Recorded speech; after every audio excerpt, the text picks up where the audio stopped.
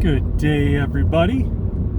So today at work, one of my colleagues in the chat, she posted they should change our team name to Miracle Workers. See, the work I do, we basically fix problems. We've got a system, people put in orders, we audit those orders, we massage them, we make sure everything's going to go smoothly when it comes time to complete the order. And a lot of times people screw up, so we have to fix it. Anyway, when she wrote they should change our name to Miracle Workers, immediately what popped into my head were Helen Keller jokes. If you watch this channel, I've got a what do you call it? A playlist of jokes that I've told over the years on this channel. It's only a handful there, but anyway. How did Helen Keller burn her ear? The phone rang and she answered the iron. Which is stupid when you think about it, because she's deaf, right? She's not. If you don't know who Helen Keller is, if you're one of the young people who's not familiar with Helen Keller or Helen Keller jokes, Helen Keller was this woman who was born blind and deaf, and she was born in an era where there was not a lot of treatment for people with those disabilities, so she effectively ended up being dumb. She couldn't speak, she couldn't read lips because she's blind, right? So there was a movie made called the Miracle Worker, where this woman, I want to say her name is Anne Sullivan, she ends up coming to Helen Keller's house to help her, because in those days when you were severely disabled, they just threw you in an institution. And I guess the parents had some reluctance to do that, but they didn't know what to do with her, because they got their own lives to take care of. They can't devote all their time to helping their severely disabled daughter. So it's kind of dumb, that joke. How did Helen Keller burn her ear when she answered the iron? It doesn't make sense, because she wouldn't hear a phone ring anyway. And I'll be honest, I don't even know if her house had a phone. It's been years since I've seen the movie, because this was early American, well, early 20th century, late 19th century. Anyway, point is, I got me thinking about Helen Keller jokes, and I was thinking about how people, have a really sort of, I don't know, severe attitude when it comes to joke about people with disabilities. See, when I was a kid, jokes about people with disabilities, they were funny, and I still think they're funny, but it's considered disrespectful to people with disabilities if you make a generic joke about a disability, even if you're not joking about a specific person, in the case of like Helen Keller. Now, the funny thing about Helen Keller is, you got to imagine when you can't see or hear, and you have no way to communicate your thoughts or ideas, and nobody knows how to teach you. It's like you're living in a completely different world, where your only stimulus is touch, taste, and smell. But you can't communicate anything that you're experiencing, because you can't speak. You can't read lips, so you can't learn what it means. You might be able to feel vibrations in the ground and thereby have a rudimentary sense of hearing, but not really. It's an advanced sense of touch, really, when it comes down to it.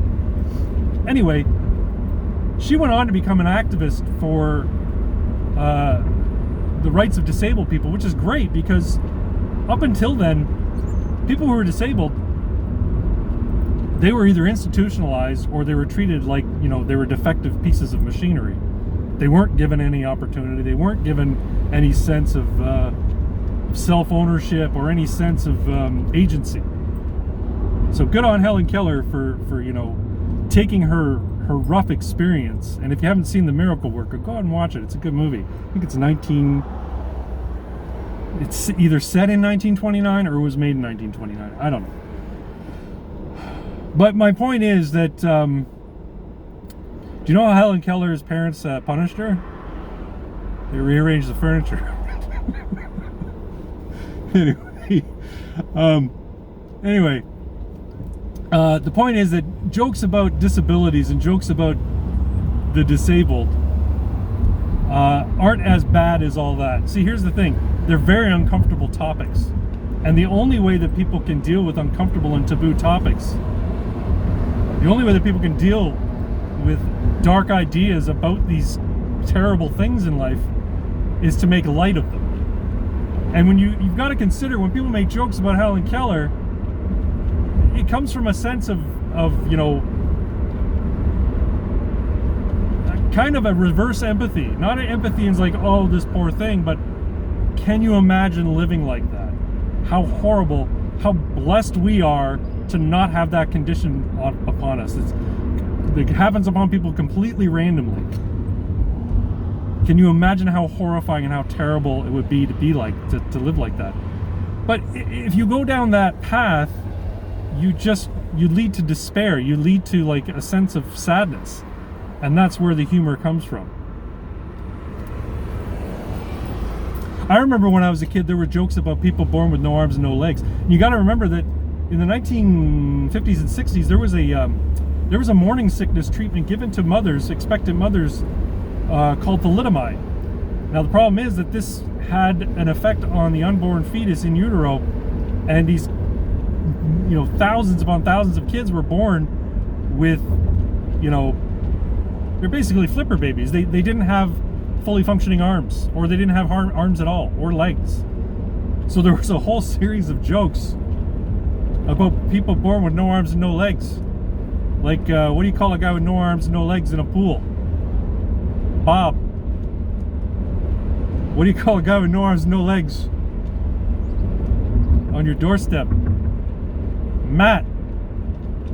What do you call a guy with no arms and no legs in a mailbox? Bill. Anyway, these jokes, while they're really kind of cheap, lame dad jokes, play on words and such, you know, they're centered around people who are disabled, or a disability, you know, in and of itself. I guess what I'm trying to say is that jokes about disabilities are fucking funny, and they're funny for the reason that comedy exists, to help people deal with the tragedy of life. People who don't suffer that tragedy still need to make sense of it because they encounter it.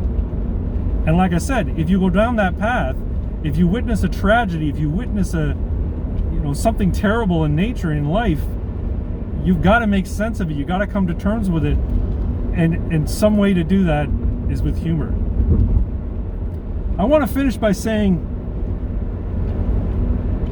why did Helen Keller's dog run away?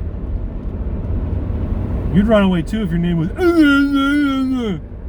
Sorry, that's a terrible joke, but it's funny. Anyway, that's all I wanted to say. Humor is good in any situation, and it's best in the most tragic of situations. Anyway, that's really all I got to say about it. Love ya. Bye.